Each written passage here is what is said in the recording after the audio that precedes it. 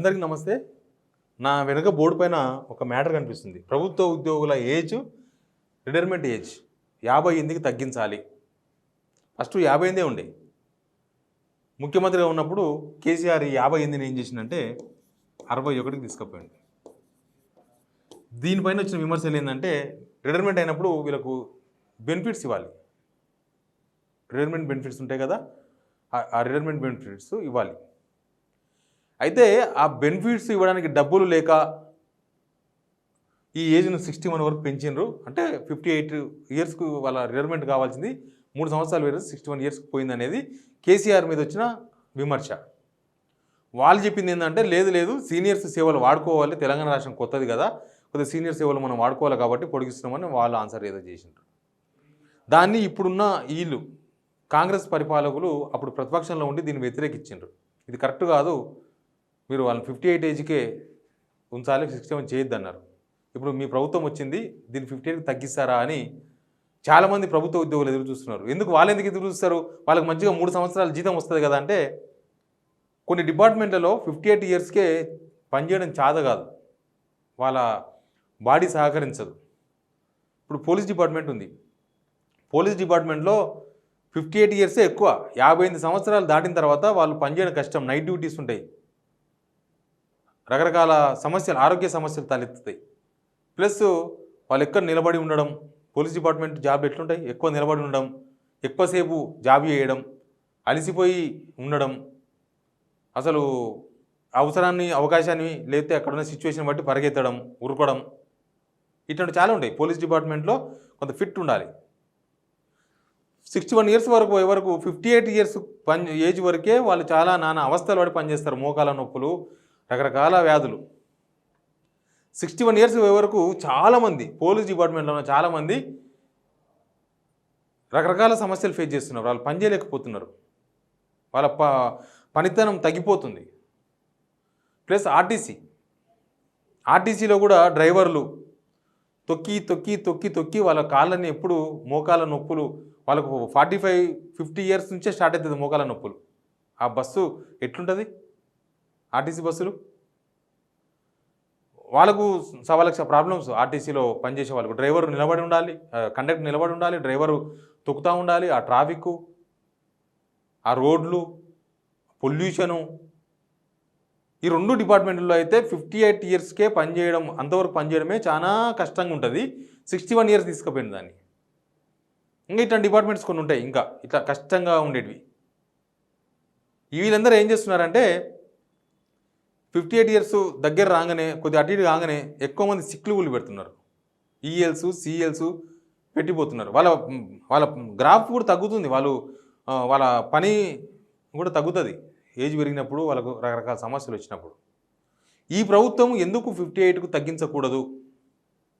దానివల్ల లాభాలు కూడా ఉన్నాయి. ప్రభుత్వానికి కూడా లాభం ఉంది, జనాలకు, ప్రజలకు లాభం, ప్రభుత్వానికి ప్రజలకు లాభం. ఏంటంటే ఇప్పుడు ఈ 58 to 61 ఇయర్స్ ఉన్న వాళ్ళకి అసలు ఎందుకు తగ్గించాలి అనే దానికి నేను ఒకటి చెప్తాను. వీళ్ళ ప్రాబ్లం ఏంది? 58 సంవత్సరాల రిటైర్మెంట్ అయితే వాళ్ళకు బెనిఫిట్స్ ఇవ్వాలి, డబ్బులు లేవనే కదా. ఇప్పుడు 61 ఇయర్స్కు రిటైర్మెంట్ అవుతున్నారు, స్టార్ట్ అయింది ఆల్రెడీ. వాళ్ళకు కూడా బెనిఫిట్స్ ఇస్తలేరు, వాళ్ళకు కూడా రిటైర్మెంట్ బెనిఫిట్స్ లేవు, వాళ్ళకు కూడా ఈయనకి డబ్బులు లేవు. మరి ఇంకా 58 అయితే ఏ రైతే కొట్టుకుంటే ఏముంటుంది? రిటైర్మెంట్ బెనిఫిట్స్ 58కి లేనప్పుడు, 61 అప్పుడు కూడా ఇవ్వనప్పుడు ఏ రైతే కొట్టుకుంటే ఏముంటుంది? కనీసం వీళ్ళ ఆరోగ్యాన్ని కాపాడినట్లయితుంది, కొద్దిగా ప్రజలకు మంచి పని జరుగుతుంది. ఏం జరుగుతుంది ప్రజలకు మంచి అంటే, వీళ్ళలో ఒక సీనియర్ ఉద్యోగం జీతంతో 3 కొత్త ఉద్యోగులకు జీతాలు ఇవ్వచ్చు, వెళ్తాయి. వీళ్ళు సీనియర్స్ కదా, వీళ్ళు చాలా జీతాలు ఉంటాయి. ఆ జీతాలతో కొత్తగా 3 కొత్తగా ఉద్యోగాలు ఇవ్వచ్చు వాళ్ళకి.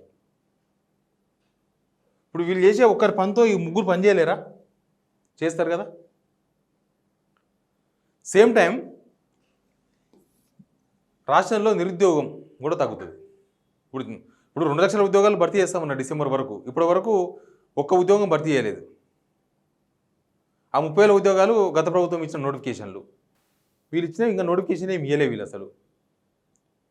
మళ్ళీ 2 లక్షల ఉద్యోగాలు ఎడికెళ్ళి భర్తీ చేస్తారు? మీరు కనుక ఈ సిస్టమ్ ఫాలో అయితే 2 లక్షలు కాదు, 2 లక్షల కన్నా పైన దగ్గర దగ్గర 3 లక్షల ఉద్యోగాలు భర్తీ చేయొచ్చు యువతకు. ఇప్పుడు మన తెలంగాణలో యువత అంతా ఉద్యోగాలు అంటున్నారు కదా, నిరుద్యోగానికి చెక్ పెట్టవచ్చు కదా తెలంగాణలో.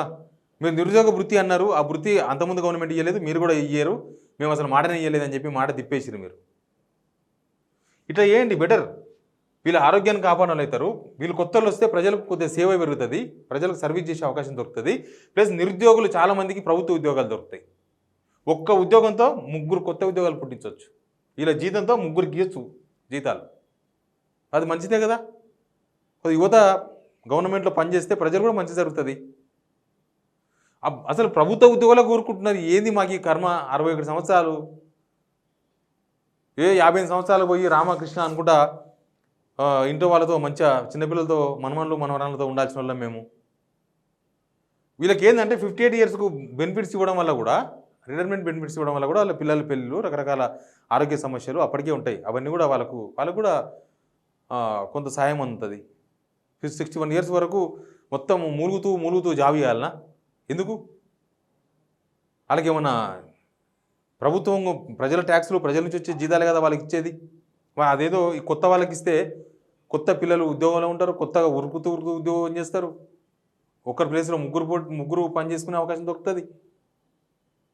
నాకు కొంతమంది కొన్ని డిపార్ట్మెంట్లకు సంబంధించిన ప్రభుత్వ ఉద్యోగులు నేను కలిసినప్పుడు అన్నారు ఈ మధ్యకాలంలో, మా చాతనైతే లేదు, మా ఆరోగ్యం బాగలేదు, సిక్కులు పెడుతున్నాము, వస్తలేము, పోతలేము, అసలు 58 మాకు బాగుంటుండే, 58 చేస్తే బాగుండే. కాబట్టి ప్రభుత్వం చూద్దాం, మీరు ఏ డిపార్ట్మెంట్ అయినా వాళ్ళు బహిరంగంగా మాట్లాడకపోవచ్చు ప్రభుత్వ ఉద్యోగులు, కానీ వాళ్ళు చాలామంది 58 తగ్గించడానికి ఇష్టపడతారు. ఇంకా కొందరు ఉంటారు, కొన్ని డిపార్ట్మెంట్స్ ఉంటాయి, ఆ 3 సంవత్సరాలు మంచి జీతం వస్తుంది, ఈ 3 సంవత్సరాలు ఒక ప్రమోషన్ దొరికితే మనకు హైగ్రేడ్లో రిటైర్మెంట్ అయితే ఎక్కువ అది వస్తుంది. వీఆర్ఎస్ తీసుకున్నా కూడా కొన్ని ఆరోగ్యం బాగాలేదు కాబట్టి వీఆర్ఎస్ తీసుకున్న ప్రయత్నం చేస్తే కూడా వాళ్ళకి బెనిఫిట్స్ ఏం రావు, తగ్గిపోతాయి. ఇంకా బెనిఫిట్స్ తగ్గిపోతాయి, ఆ తగ్గిపోయినవి కూడా రావు, ఇస్తలేరు కదా in time.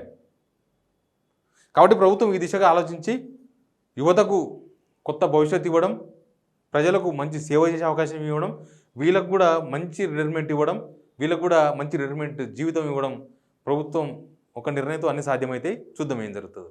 Please subscribe signal TV.